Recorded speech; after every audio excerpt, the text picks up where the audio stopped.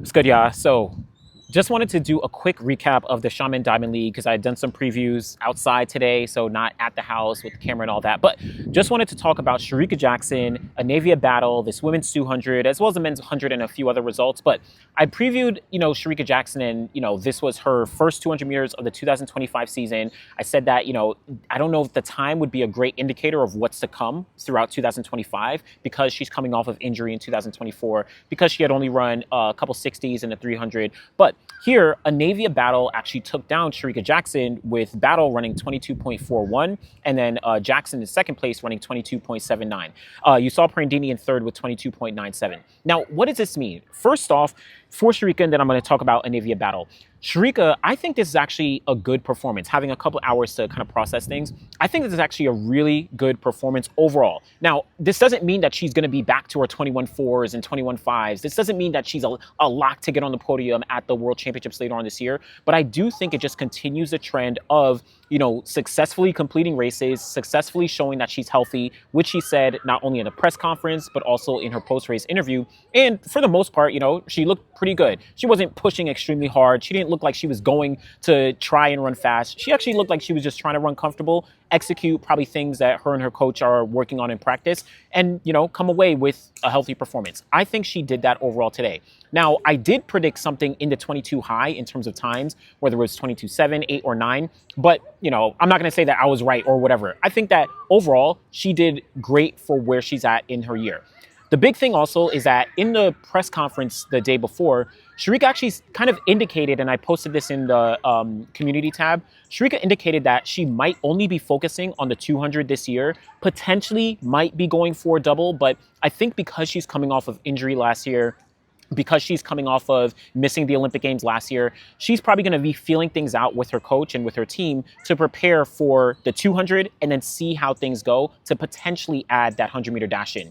The big thing is that Shericka has the wild card to the World Championships later on this year. So she doesn't have to necessarily worry about Jamaican trials. She doesn't have to worry about peaking in late June or early July or whenever, Jamaican trials is going to be. That she does not have to worry about that. Her sole focus is going to be in September. So I think with the fact that she's going to be, probably only focusing on the 200, I think that's going to ease her, her strategy for 2025. Now, again, once we get into like May, early June, if she's really hitting some fast times in the 200, and then of course maybe she runs some hundreds and is hitting some good performances there, then she probably will go to Jamaican trials and actually contest the 100 meters dash there. It's going to be very competitive with the likes of Shelly, with the likes of Tia and Tina, Brianna Liston. All these women are going to be very competitive in the 100, but we'll see how Shericka does go. I think this 22.79 is at least a positive indication and kind of just continuation of what we've seen so far in 2025 in Shericka's return off of the injured season that she had at the end of 2024. But the big story, of course, was Anavia Battle, and it was considered an upset that she took down Shericka Jackson. Now, similar to like I had noted about Letsilit Boho a couple weeks back when he lost the 400, where I don't think this is actually the biggest upset in the ways that it might be portrayed. Now, Shericka Jackson being such a huge name, being extremely fast, right? All that stuff, that does on the surface make it an upset, and Anavia Battle is not a very well-known name. But Anavia Battle, like I said in the preview, she's coming off winning or setting the world lead in the 100-meter dash with 10.98 seconds just last weekend at the Tom Jones Memorial. On top of that, she already has a personal best of 21.95, which she had run at the 2021 Olympic trials. So some far removed from that. But the bigger thing actually is that Anavia Battle was relatively consistent last year on the Diamond League circuit. Now, she wasn't winning races, she wasn't finishing top 2, but she was actually finishing, top 5, sometimes 6, sometimes 4th, I think it was, across the board in the 200s in the Diamond League last year. And that actually netted her, I think she finished top 3. I'm going to cross-check it, but I think she finished top 3 or top 4 overall in the Diamond League standings because she was very consistent across the board. Now, with her coming to Xiamen here, coming off the world lead in the 100-meter dash, I think that she really proved why this wasn't too much of an upset considering the rest of the field, and that she is really going to be someone to look out for throughout 2025. Now, that doesn't mean I'm going to pick her to make the team in the 200-meter dash. That doesn't mean I'm going to pick her to make the team in the 100-meter dash. There's a long way to go towards that. There's a lot of women, in the United States who are definitely going to be in her way, but she does seem to be trending in the right direction where she could be in that conversation. Don't sleep on, what we saw back in 2023 when someone like Kayla White, who no one was checking for, made the team coming in third place. So Anavia Battle could actually do that. And like I said, in 2021, she actually made the team to the Olympic Games while she was still in college. That was when we saw Gabby Thomas as well as Jenna Prandini, and then Anavia Battle, Tamara Clark was, just in fourth place, 21.98. So Anavia Battle has those chops, but we are a few years removed from that. So I'm looking forward to seeing what she's going to be able to do.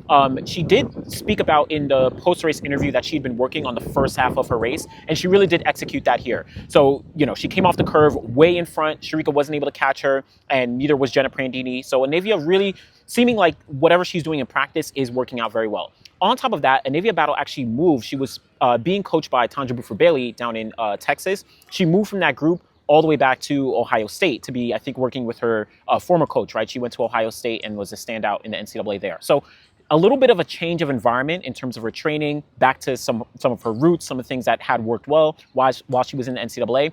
That might look like it's paying off, in this race. Last time at Tom Jones last weekend. So looks like Anavia Battle is on the right track. But I'm excited to see how she kind of does progress throughout 2025, and she'll be in Shanghai next weekend. So that's a big, big performance for Anavia. Shout out to Shericka Jackson. We'll see how she kind of does continue. Jenna Prandini in third place, 22.97. Continuation of, what we saw kind of at Grand Slam track when she finished second in the 100 and the 200 behind Melissa Jefferson Wooden. And, she just did change coaches as well. She moved down to Arizona. So Jenna Prandini is always one to look out for. Now, just a few other highlights. We did see in the men's 100-meter dash, Akani Simbine, he did what he always does, killing it on the circuit year after year. He was already the world leader, 9.90 seconds in Botswana. Backed that up with his 9.99, to get the win over a really, really competitive field. Omanyala, second place, 10.13. Jeremiah Azu coming off that 60-meter world indoor gold, 10.17. None of these times outside of Simbine are really that significant. You do have Christian Coleman in fourth place. I don't know. Maybe, I don't know if it's an underperformance in any capacity. He hasn't run an indoor season, right? This is the first time since, I don't even know, maybe, I don't even know. This might be the first time ever that he hasn't run an indoor season. He mentioned it in the press conference where Dennis Mitchell doesn't necessarily, train athletes to prepare for the indoor season. So Christian Coleman is focused on just going outdoors, and this is kind of his second 100-meter race of the year. So I don't know. Disappointment? Not really, but it is what it is. We're going to see him in Shanghai next week.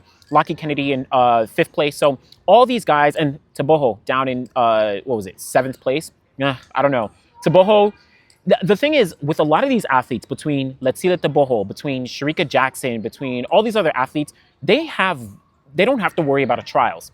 So unfortunately, I want them to run fast. I want to see them, actually show up when it counts, or I don't know when it counts. These races, unfortunately, don't matter, right? Just being very honest. Diamond League races, they don't matter because they're one-off races to prepare for the World Championships at the end of the year. Apologize for the background noise. So when I see someone like Letsila Teboho, who is focused on getting the gold medal in the 200 and the 100 at the World Championships, if I see him in 100 meters right now, I don't know how indicative that is of what is going to, be happening later on. Just being honest, when Letsila Teboho finishes seventh place in this race, no one is going to remember when we get to the World Championships, and he's actually doing very well there. On the flip side, despite being one of my favorite athletes, Akani Simbine can run really well in these different races, but people aren't going to remember if he's getting to the World Championships and not on the podium. So just giving some perspective on why some of these athletes, they may not perform, but it is what it is for the most part. So 100-meter dash, check out my man Coach Rob. He put out, a more in-depth video on the men's 100-meter dash. We did see the 300-meter hurdle world record by Carson Warholm. I didn't think it was going to happen, but it ended up going down. So shout out to Carson Warholm dropping that amazing performance, right? 33.05 seconds, breaking his record set all the way back in 2021. So he looks to be in really good form. I also do want to give a shout out to Bapung Dori, Christopher Bailey, both running 44.25 and 44.27 respectively. Chris Bailey getting a personal best. He's been on a roll all year so far. Bapung Dori, his second fastest performance all time. He's run 44.10. So, and I think he did that last year. So he's looking to be in really great form. Said that he wants to get on the podium. Check out all the post-race interviews on Citius Mag. We have those up on the channel from the Diamond League. So a lot of these guys are really, really running. The other thing I do want to highlight is the men's triple jump. As you know, it wasn't super, super high quality, not like the top names, but shout out to Jordan Scott. Shout out to Jordan Scott. 17.27 meters. Yes, it's not 17.8, 17.9, 18. It's not any of that, but it's another Jamaican athlete in the field events, making progress, you know, taking steps towards potentially being competitive. He'll be at the World Championships. You know, he'll be joining, you know, Jaden Hibbert. You know, this is a good performance. Again, this isn't a 17 high or 18 meters, but this is a good performance from another Jamaican athlete showing up in the field events. Really, really, really loved to see it. Now, last thing, women's 100-meter hurdles. This was another dogfight. Danielle Williams proving why she could never be forgotten. Defending world champion from 2023, you know, previous world champion from 2015. She already has the wild card going to the world championships. She just won Grand Slam track, the short hurdles group a couple weeks back in Kingston. So Danielle Williams is on a roll in 2024 or 25. So we'll see how the season actually does progress for her. And I'm excited. Maybe she could, you know, be on track to win another title. The event is extremely competitive. Shout out to Grace Stark, who has an immaculate start, but, you know, just think kind of had a misstep on the 7th hurdle or so, or 8th hurdle coming off. And then, you know, unfortunately lost her balance or something like that. But Danielle Williams is in that mix. Now, this kind of does lead into what's coming up next. Again, very quick video here. Grant Holloway, he was in the 110 hurdles here. We eventually saw that, you know, he came up in last place. He kind of tripped off the 7th or 8th hurdle, kind of like fell incorrectly off the hurdle, and, you know, he wasn't able to recover, and then he just kind of like jogged it in. We did eventually see that Cordell Tinch, you know, he ran what, his 3rd fastest time of all time, 13.06 seconds. He's run 12.9. He's run 13.03 at Olympic trials last year. So this might be his 3rd or 4th performance all time. But, you know, very strong field regardless. Grant Holloway, though, this is his 2nd loss of the year. I don't know if he kind of tripped off the hurdle or so. It'll be interesting to see how his season does progress and how he kind of does bounce back. I think he'll be in Shanghai next week. Hopefully he's healthy. Who knows, you know, what may be going on, but hopefully he's healthy. He's, of course, the defending world champion, so he doesn't have to worry about, you know, U.S. Olympic World Championship trials or anything like that. He never has had to worry about those since 2019. So we'll see how he kind of progresses. But leading into what's coming next. So tomorrow, I'm going to be putting out a video about the GOATs of the 110-meter hurdles. Is Grant Holloway the GOAT of the 110-meter hurdles? I'm going to be breaking down kind of my top 15 all time, you know, giving a lot of history, you know, amongst that.